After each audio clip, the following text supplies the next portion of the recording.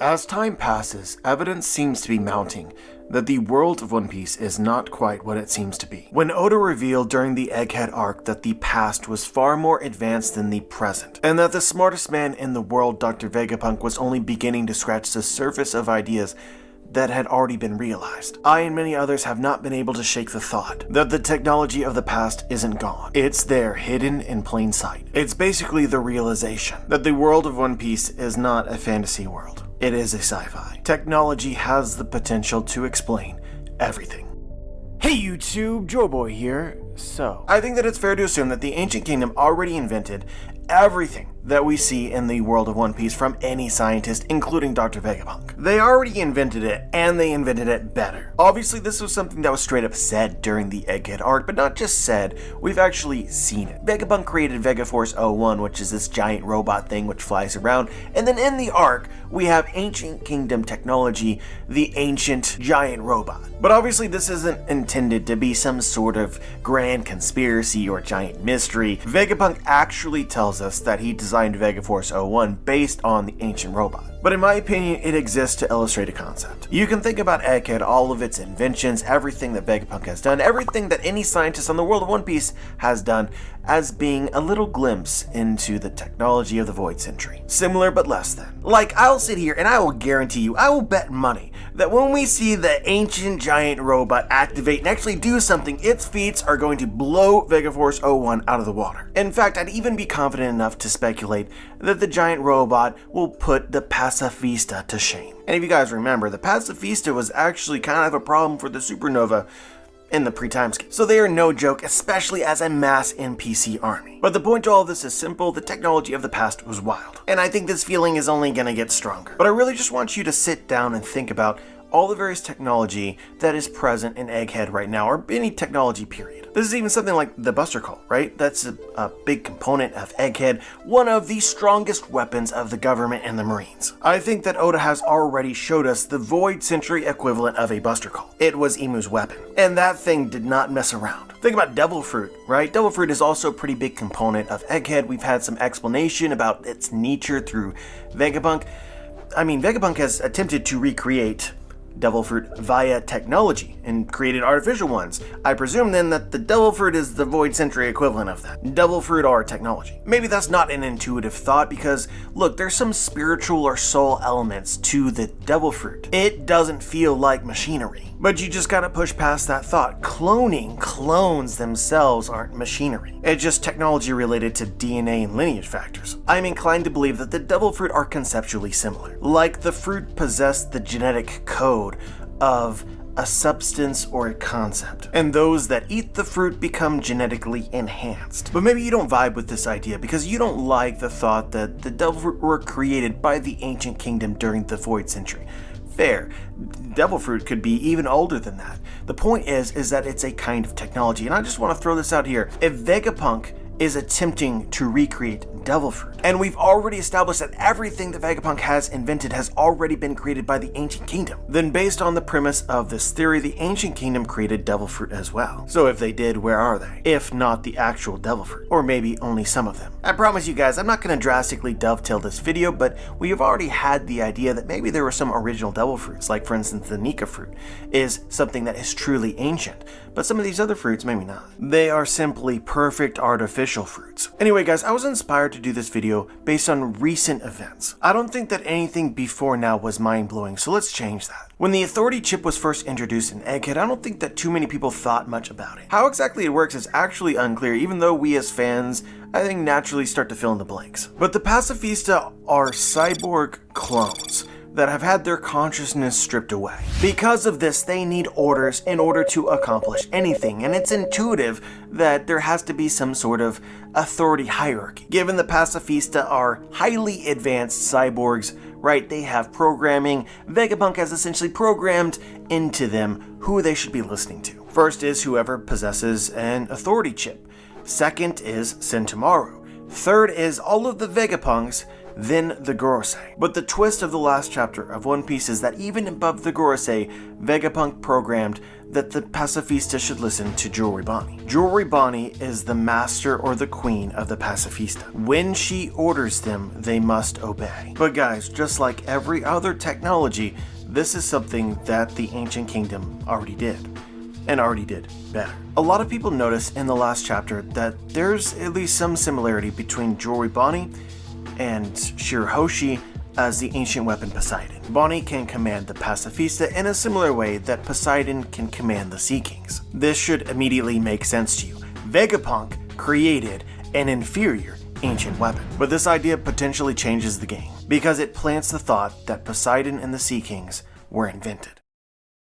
I can feel you guys knee-jerking from here. It's hard to envision the power of Poseidon as a technology. It's very, very different than the Pacifista because the Pacifista are robots and they are programmed. We've already seen the Sea Kings cut up and eaten. They are not machines. Not even partially. But once again, you just have to be flexible in how you think about this. The Pacifista as robots have programming which determines what they do. Biological organisms programming is their DNA. Genetic engineering fiddles with that programming. And we've already straight up seen it in the story. The Ancient Kingdom creating Sea Kings is no different than Dr. Vegapunk creating dragons. The only difference is the Ancient Kingdom mass-produced them because they could control them. Nobody spares a thought for Germa 66 clone army. But when Judge Vinsmoke shouts wall and orders them to die, they will. They aren't robots, they aren't even cyborgs, but they are still programmed. And they know who their king is. If Judge Vinsmoke can accomplish this with humans, what stops him from accomplishing this with Sea Kings? One of Dr. Vegapunk's actual experiments in Egghead has to do with controlling mechanized sea beasts. They are Pacifista equivalent of Sea Kings. The Ancient Kingdom already did it, but better. For me, this is as good as a smoking gun. Poseidon's control of the Sea Kings is a technology. Just conceptually, I wonder if Germa 66 clone army can reproduce. They are biologically cloned humans after all. It seems like Judge Vinsmoke would have to intentionally take that away. Would Judge naturally become the king of their children as well? Just like Dr. Vegapunk, he is extremely close to the powers of Poseidon. It all revolves around manufactured authority. How I think that you know that Oda's cooking something with this and that it's bigger than you maybe thought it was, is that you can find the power of authority in many different places in the story. Zunisha told us that it was given an unbreakable command hundreds of years ago. What would happen if Jewelry Bonnie commanded the Pacifista to roam the world for all eternity? They would do that, and they would only be able to stop if Jewelry Bonnie broke the command. In fact, even if somebody else possessed the same level of authority as Jewelry Bonnie, even they could not break the command. They could only make additional orders. That is precisely the context that we were given with Zunisha. That Zunisha 800 years ago was given a command by somebody who had some kind of authority over it. While Luffy, Roger, and Odin could hear Zunisha's voice, they did not possess this authority power. Momonosuke did. But it's interesting, right? Because Momonosuke did not contradict the prior order that Zunisha had. He simply added to it. As she roams the world for all eternity, she can now also defend herself and protect the minks that are traveling on her back. But it does seem like this power operates in a similar way as the authority chips. You cannot undo commands from somebody who is higher rank than you. Momonosuke might have inherited the power, but he's still less than on the totem pole. So let's take some deep breaths and process this, right? Because I've already said something which also should make your mind explode. The power of authority can be inherited. Unfortunately, we still need to know more to be absolutely certain of what's taking place here. The power could be directly related to bloodline. Even though Odin didn't seem to possess the ability to command Zunisha, Momonosuke's mother Toki could have, so he could have inherited it from his mother's side. Toki also being from the Void Century, it's like, well, does his power diminish over time? Is Momonosuke in some way fortunate that his mother is practically 800 years old? I'm just gonna tell you what I think. I think the power is the same as the power of Poseidon, which means it skips generations. My going theory is that in the world of One Piece, souls are reborn. Following Eastern philosophies, there is some form of reincarnation. But this reincarnation can't be random. Like hypothetically, imagine for a moment that the mermaid princess Poseidon, the original one, lives multiple lives, going through the afterlife and such, reborn. Do you think that it's likely that if this person can spawn as anybody in the entire world, that they would ever reappear as another mermaid princess? No, that doesn't make sense. Yet we are specifically told that the powers of Poseidon are inherited every so often by a mermaid princess. Every time. The soul seems like it's in some way locked to this destiny of being a mermaid princess. But if authority is in some way tied to this soul, and the soul is reborn, you could begin to understand how Poseidon might work. I want you to hold this thought for a second because we will come back to this eventually. I'll make it a little bit more complicated, just you wait. Likewise, I doubt it's a coincidence that Momonosuke possesses the power to control Zunisha, and Zunisha is a creature from the Void Century whose history is very much interrelated with the Kozuki clan. Momonosuke obviously being the crown prince of the Kozuki, but it's certainly possible that the soul of Momonosuke is likewise reborn, carrying its authority over Zunisha. You'll also notice another coincidence here. The Kozuki created the poneglyphs. Obviously, they were high-ranking subordinates of Joy Boy. Joy Boy, who is incredibly likely to have been the king of the Ancient Kingdom. The Ancient Kingdom, which we now know, was highly advanced. Likewise, Poseidon was supposedly the Ancient Kingdom's weapon, important enough that Joy Boy wrote her an apology. The point, guys, is that the ancient power of authority seems to be shared between two characters that are directly related to prominent members of the Ancient Kingdom. We've long speculated that the Ancient Kingdom was a kingdom of pirates. Joy Boy was a pirate. Maybe Zunisha is simply the ancient Kozuki ship. That's basically what Zunisha is, even still to this day. Carrying the Mink tribe, yes, but it is an island ship. Maybe specifically genetically engineered to be sailed and controlled by the Kozuki. Again, maybe you don't vibe with this, but it just needs to be understood that the Void Century was technologically wild, and the kingdom at the center of this technological advancement was the Ancient Kingdom. Or maybe you don't like the idea that Joy Boy, as potentially a prominent member of the Ancient Kingdom, allowing for an authority power to even exist. Doesn't that contradict freedom and everything that Luffy would stand for? Well, firstly, this may be happening, and your Joy Boy Luffy-like character may not be thinking too much about it. That's also within Luffy's nature. But secondly, Luffy has no qualms with commanding and controlling creatures, or disciplining them if they do bad things. He does that pretty commonly throughout the story. We'll come back to this as well. Of course, if this was Zunisha's purpose, you would expect there to be others of its kind. Other ships with captains. I've long thought that the creatures of the Florian Triangle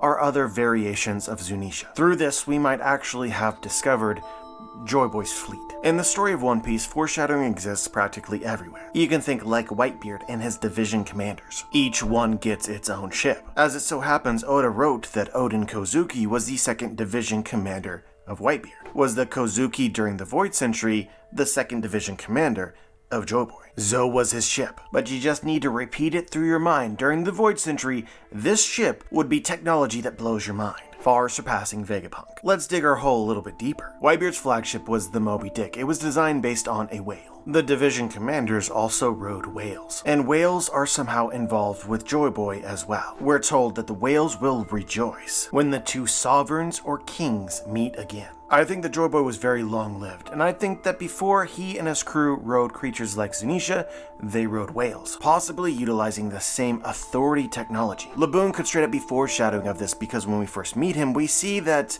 Crocus is living within him. Crocus, a member of the Pirate King's crew who discovered the secrets in Laugh Tale. Laboon has also become some kind of interesting technology as well. He's basically a cyborg. But the type of whale Laboon is also interesting. He is known as an island whale. And Zunisha, potentially as the final form of the ships of Joy Boy, is also an island, with a very interesting whale tree growing atop it. We've also speculated that Joy Boy was a buccaneer. Look at the design of Whitebeard, compare it to Kuma. Whitebeard could also be part buccaneer. They are strikingly similar, obviously in appearance, but also in action. Just the same as Kuma, Whitebeard was able to move far past the time that he should have been dead. Let's move past this and keep going. This speculation would then confirm that the original person who gave Zunisha its command was most probably a Kozuki. Honestly, all of this creates wild thoughts and crazy theories. I'm just gonna run wild with it, and we'll come back to reality eventually. Is the power of authority tied to a soul? I already wonder whether or not lineage factor and DNA and a person's soul is all interrelated concepts in the world of One Piece. Caesar and Vegapunk used knowledge of lineage factors in order to create artificial devil fruit, and at the same time, devil fruit are portrayed as souls, co-inhabiting your body. Hold'em from Wano is a perfect example of this. His body possesses two distinct entities, two sets of DNA, and also two souls. And even clones, also probably created using lineage factors, possess some memories or something of their former lives. We've definitively seen this with the Seraphim. Memory seemed related to consciousness, which seems related to soul. So lineage factor is most probably DNA plus soul. If you genetically modify a creature to recognize a particular soul, or recognize a particular lineage factor as its king, seems feasible. So on one hand, through the power of reincarnation, a soul is respawned.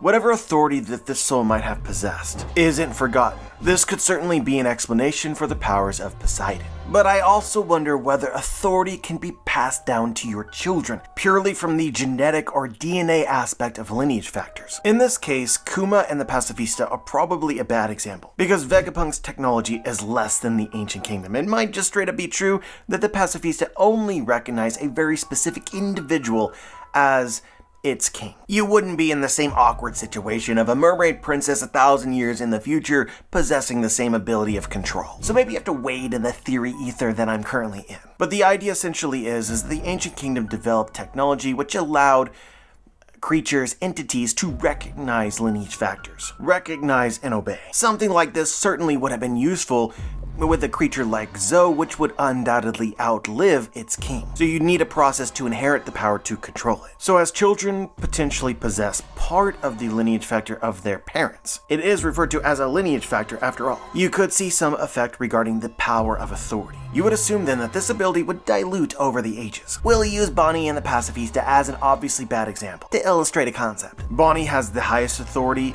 her children is less than that, her children's children is even less than that, but an echo still remains. How about we make this even more complicated? Let's say that the Pacifista can have children of their own. A generation or two passes and Jewelry Bonnie is dead. But if you guys recall, Jewelry Bonnie was not the only one that possessed authority over the Pacifista. Vegapunk utilized a hierarchy. The Ancient Kingdom could have done the same. Sentomaru, Vegapunk, and the Gorosei all possess the same ability. It's simply trumped by Bonnie. But when Bonnie dies, and the Pacifista continue to have children, and maybe someone like the Gorosei has a child, suddenly the hierarchy and the very nature of authority is convoluted. What if a child of Bonnie and a child of the Gorosei had children of their own? Would this slow the loss of authority? Maybe we should put this in terms that are better understood. What if two members of the family of D had children together? Would this particular child be stronger than the others, with a lineage more closely tied to the Void Century in the Ancient Kingdom? Guys, is this the nature of Kings or Conquerors Hockey in the story of One Piece? Is it the power of authority,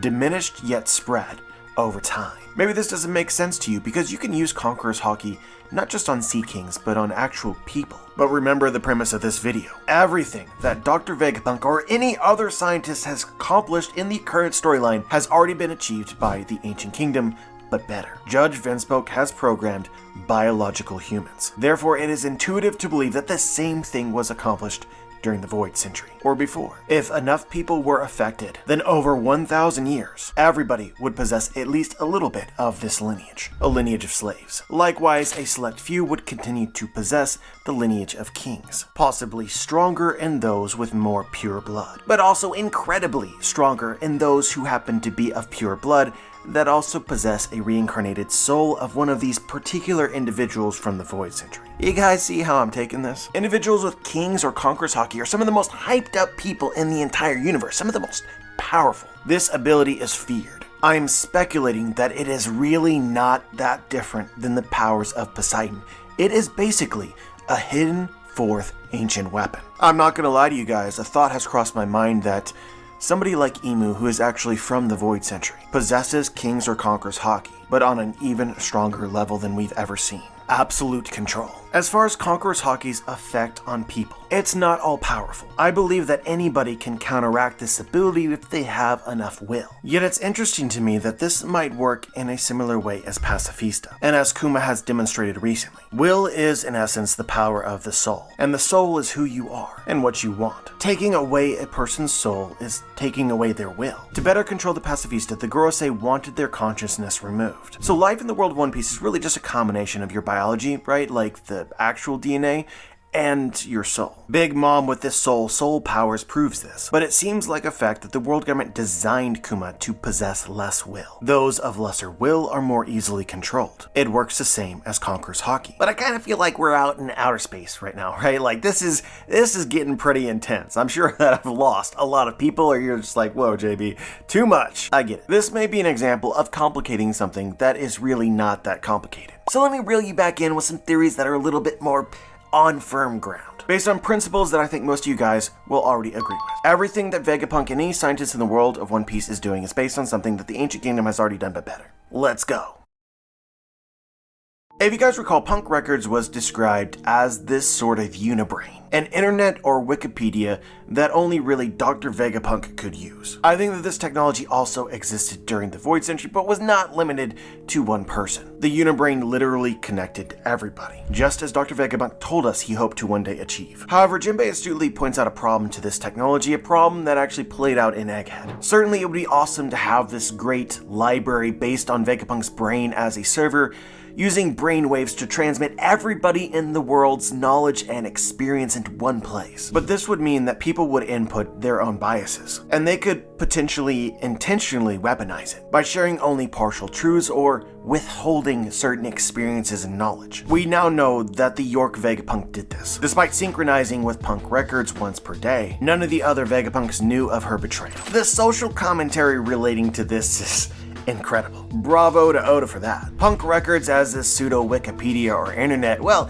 it turns out that people lie on the internet. Don't believe everything that you hear or read. But presuming that something similar to Punk Records existed during the Void Century, I can only assume that this played out in real time. While the technology had a lot of promise and Vegapunk himself had very lofty ideals for how it would be used, ultimately it became a tool of disinformation. The people were essentially injecting lies straight into their veins, and it was presented as infallible truth. I'll spare you the details here, but you can watch my video, I'll link it in the description. Drum Island is deeper than you think. But I believe that the main narrative purpose for this in the story of the Void Century was that the Punk Records of the past was utilized in order to villainize Joy Boy. Lies were spread about him that the world collectively believed. But I also think that the creation of this technology changed the world. People from everywhere could synchronize with this Punk record, sending their brainwaves to it to share their experiences and knowledge. This technology made physical records, physical books, obsolete. But you'll of course know that whatever existed during the Void Century clearly does not exist today, not as it once was. So when this technology was lost, what happened? 100 years of history simply disappeared. The technology of Punk Records explains the very existence of the Void Century better than anything else. Another important technology that Vegapunk has dedicated enormous amounts of time to is the development of super soldiers. Obviously this began with the Pacifista, but even more recently this has resulted in the Seraphim. Vegapunk did it, therefore we can assume that the Ancient Kingdom did it as well. So there was super soldiers during the Void Century, and the question is where are they today? Is it simply the ancient Iron Giant? I don't think so. Vegapunk's Seraphim is the result of genetic engineering, meaning we aren't talking about robots. Guys, I mentioned this theory on and off for the last several years, but it bears repeating. Zoro and Luffy have outright been called inhuman from practically the very beginning of the story. Sanji, the other original member of the monster trio, is in fact genetically enhanced. Quite literally, he is a super soldier. I really do not care about willpower. As a human, there is a finite limit to what we are able to accomplish physically. Luffy and others break the rules, and I believe that they break the rules because the super soldiers of the Void Century aren't gone. Their lineage exists to this very day. Guys, Luffy is basically the descendant of the Seraphim during the Void Century. This lost history hides in plain sight. Something Dr. Vegapunk and Caesar were working on that they were only marginally successful in accomplishing was giantification. I then presume that the Ancient Kingdom also did this, but did it better. Here I think we have a question that we aren't quite ready to answer, but we can at least pose the question, right? If the Ancient Kingdom experimented with giantification, did they create giants? Straight up. This is low-key one of the reasons why I'm so excited to visit Elbaf, because, and this is a really interesting fact about the world of One Piece, right? What do we know about the history of the One Piece world before the Void Century? Very little. But what we do know all revolves around human kingdoms. The history of Alabasta, the history of O'Hara, the history of Dressrosa. Very, very obviously, giants had to exist during the Void Century, they were probably friends of Joy Boy. Enter Dory and Brogy's excitement for being able to encounter the sun god Nika. But we actually do not know whether giants existed before the Void Century. It is simply an assumption. So I hope that we learn something in Elbaf. But let's use the power of logic for a moment. Zunisha is an incredibly large creature. Does Zoe seem natural to you? What does Zoe even eat? That is a real question. Could you imagine if this creature attempted to procreate? I mean, the world itself would shake. Mass flooding everywhere. Totally catastrophic. One Piece is a story, first and foremost, so you always gotta keep in mind the potential that Oda has introduced something to the world of One Piece that doesn't necessarily make sense. It just looks cool.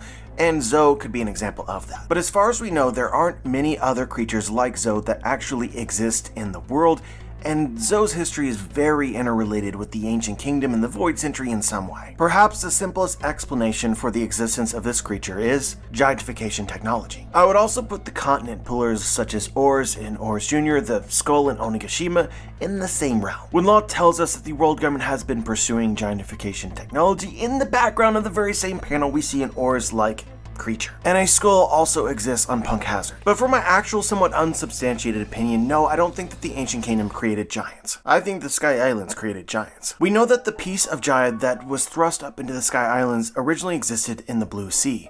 But after it made this descent, something strange happened to the plants and even the animals that lived there. You can see the Southbirds located in Jaya are significantly smaller than the Southbirds in Upper Yard. This to me would seem like a fairly straightforward explanation for the existence of giants. The Sky Islands changed them over time. And while this isn't necessarily technology of the Void Century, it is a science that the Void Century and the Ancient Kingdom could utilize in order to recreate its effect in some ways. But if the Ancient Kingdom mastered giantification, you would likely have seen this utilized in some mass-produced kind of way. If not giants, then what? I believe that we should be looking at Buccaneers. And frankly, that makes a lot of sense because the Buccaneers, as we know them, are really just perfect versions of the children of Punk Hazard, without the pretty significant flaw of, being poisoned and having indiscriminate rages. There is something uniquely special about the race of the Buccaneers that made them candidates to become pacifista. If cloning technology exists, why did Vegapunk choose Buccaneers and not giants? I believe it was because Buccaneers themselves were already genetically engineered. But if we are speculating that literal races in the world of One Piece were invented, and we know that the Void Century, the Ancient Kingdom, and the technology of the past mastered the lineage factor, what stops other races from having been created as well? Look at what Judge Vinsmoke accomplished with Sanji and the other Vinsmoke siblings. It specifically pointed out that Judge Vinsmoke spliced their DNA with elements from various kinds of animals. Basically, guys, whether you like it or not, I believe that Judge Vinsmoke is fully capable of creating fishmen and minks, if he wanted to. And just like our prior conversation with giants, we do not know what these races were doing before the Void Century. There's no history. Well, let's complicate this somewhat. I think it's just important to say this. If we're speculating this about the minks and about the fishmen, we should be speculating this about the Tontata as well. The Tontata are essentially part human and part insect. We do have some history of the Tontata just before the Void Century. The Don Quixote family initiated their era of slavery, so it is unlikely that the Tontata were created during the Void Century. Actually, I failed to mention this before on purpose, but I also don't really think that the Buccaneers were created during the Void Century, mainly because I think that Joy Boy was a Buccaneer. So this requires us to slightly amend our premise. Technology had to have begun to boom before the Void Century. How much before, I do not know. Basically, I doubt that the Ancient Kingdom was directly responsible for all of the technology of the Void Century. Some of it was collected and improved. In part, just like any other technology, they built upon what came before. But you'll notice something here that I definitely want to highlight. The premise of this theory is that everything that the scientists of the world of One Piece today are creating are lesser than versions of what the Ancient Kingdom could do. I would argue that what Judge Vinsmoke has done with Sanji and the other Vinsmoke children is greater than the creation of fishmen, if such a thing occurred. So maybe that substantiates that the creation of the fishman race was something that occurred before the Void Century. What the Ancient Kingdom did is more similar to the Seraphim, but better. So at this point, we have speculated quite a lot, but the idea boils down to this. Technology changed the world. It may seem gone, but it is very much not. You could honestly keep going with this conversation. Another thing that Vegapunk has been experimenting on is the weather. Egghead is naturally a winter island, but Vegapunk has transformed it into a tropical rainforest. I know you're very tired of hearing this, but if Vegapunk could do it, the Ancient Kingdom could do it but better. The unnatural weather of the Grand Line then feasibly becomes a science. How the weather unnaturally transitions as you go from one neighboring island to the next. And even if you don't like the speculation because you prefer to believe that this is the direct result of Devil Fruit, we've argued Devil Fruit are technology as well anyway. So it works the same. The hands of this lost, forgotten ancient civilization is practically everywhere that we look. And of course, I'm talking about the Red Line as well. But I suppose at this point you get it. It's just crazy to me to have this perception of the story for so many years and see that change in the blink of an eye. Egghead isn't just the future island. It's also the past and the present. So there probably wasn't a better time to lift the veil. Let me know what you think, if you have anything to add to this or if you disagree, in the comment section below. Remember to check out my books, The Booms, links in the description. If you guys happen to read it, please leave a review. Let other people know what you thought about it. Like the video, subscribe, click the bell to be notified, join the squad, and as always guys, have a wonderful day.